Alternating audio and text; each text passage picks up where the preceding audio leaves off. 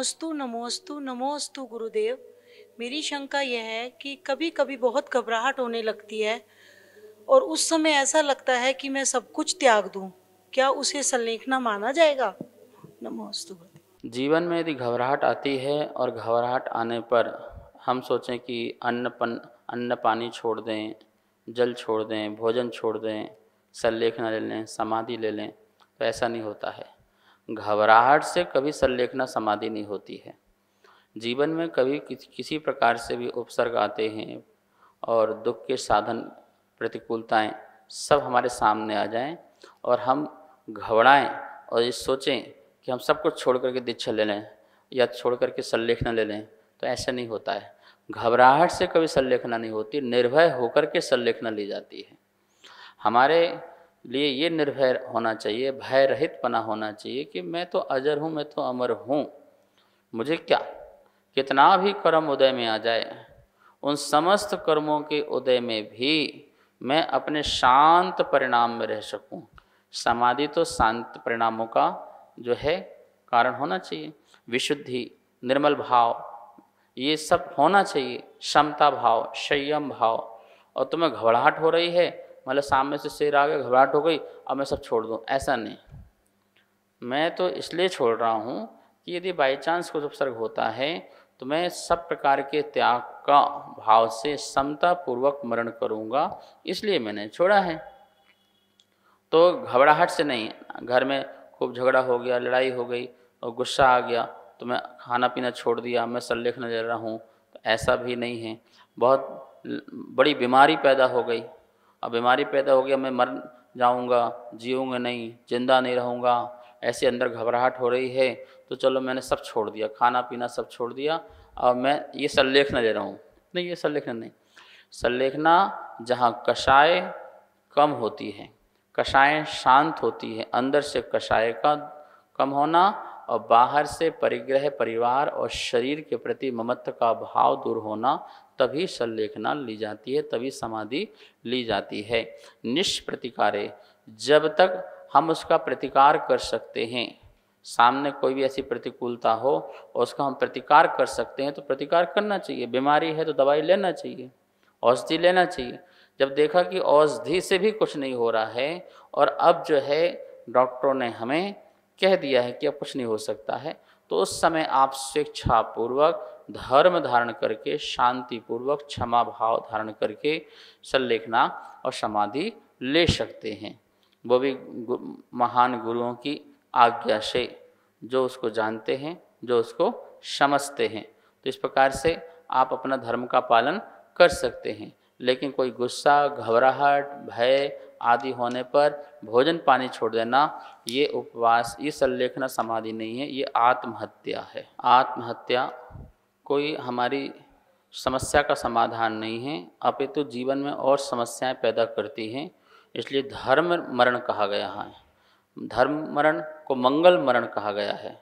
तो मंगल मरण, धर्म मरण तभी होगा जब रत्नात्रय हमारे पास होगा, संयम होगा और क्षमता होगा।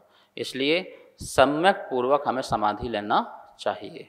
नमोस्तु महाश्री, मेरे को पूछना था कि जैसे कोई भी पति पत्नी है तो पति के नियम पत्नी को निभाने चाहिए या पत्नी के जो नियम हैं वो पति को निभाने चाहिए? पत्नी के नियम पति पाले, पति के नियम पत्नी पाले, ये बिल्कुल ज़रूरी नहीं है। हो सकता है पत्नी बहुत अच्छे नियम पालन करती हो, पति अच्छे नियम पालन न करता हो, या पति अच्छे बहुत नियम पालन करता हो, पत्नी नहीं करते हो। तो सबके नियम अपने अपने नियम होते हैं। पत्नी प्रतिमाधारी है, पति नहीं है। हाँ, ये हो सकता है कि अच्छे जो नियम हों उनको एक दूसरे को जो है प्रेरणा देना चाहिए। यदि पत्नी प्रतिमाधारी है तो कोशिश करना चाहिए पति भी प्रतिमाधारी बन जाए, या पति प्रतिमाधारी है तो कोशिश करना चाहिए पत्नी भी प्रतिमाधारी बन जाए। कुछ लोग ये समझते हैं कि पति का धर्म पत्नी का धर्म है। अब पति यदि अधर्म कर रहा होगा तो पत्नी अधर्म करे, जरूरी थोड़ी है। पति यदि शराब पी रहा हो, रात्रि भोजन कर रहा हो, गलत सेवन कर रहा हो, गलत कार्य कर रहा हो, तो पत्नी करे, जरूरी थोड़ी है। ठीक है ना, ऐसा नहीं होता है। सभी अपने अपने सम्यक धर्म की ओर बढ़ें, सम्यक मार्ग की ओर बढ़ें।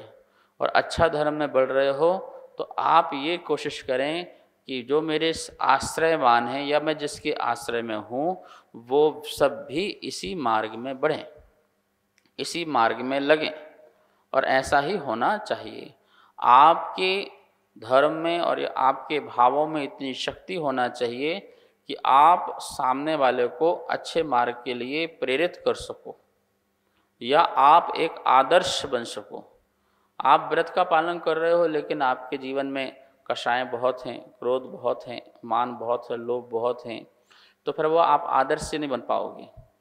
प्रतिमा के अनुकूल, व्रतों के अनुकूल आपका आचरण होगा तो आपको दूसरों से कहना नहीं पड़ेगा कि आप जो है स्वयं पालन करें, दूसरे पालन करें, नहीं कहना पड़ेगा। आपका प्रभाव ही, आपका व्यक्तित्व ही सामने वाले पर असर डालेगा, बच्चों पर डालेगा, सारे परिवार पर डालेगा, पड़ोसियों पर डालेगा, आपके मित्र, सखा सखी जो भी हैं उन सब पर प्रभाव पड़ेगा।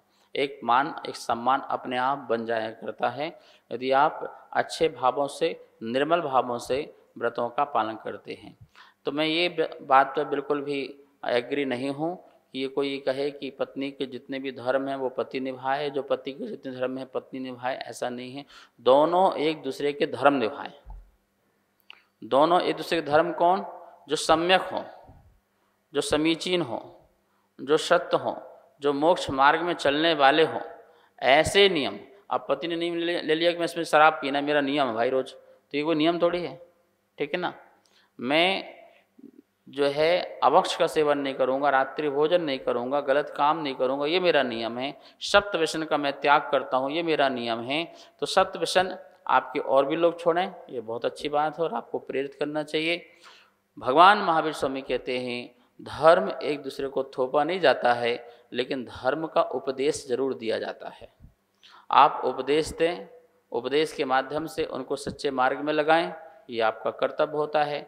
और जो आपके बिल्कुल आश्रयवान हैं उनको तो आप जोर जबरदस्ती से भी लगा सकते हो। आपका बच्चा गलत राह में चल रहा है, आप तेज तराट बोलकर लगा सकते हो क्योंकि आपके आश्रय में है। तो आश्रयवान से आपको निवेदन नहीं करना है, आश्रयवान से तो आपको ऑर्डर देना है। ये हमारा घर का कानून है, ये नियम है, ऐसा कर सकते हो तो रहो, नहीं तो यहाँ छुट्टी, यहाँ से निकलो, घर से निकलो। ये आश्रयवान पर आपको ऑर्डर देना है।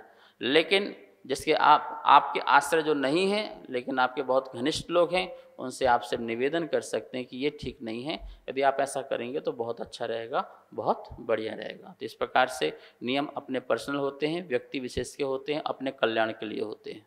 इस कार्यक्रम के पुण्यार्जक थे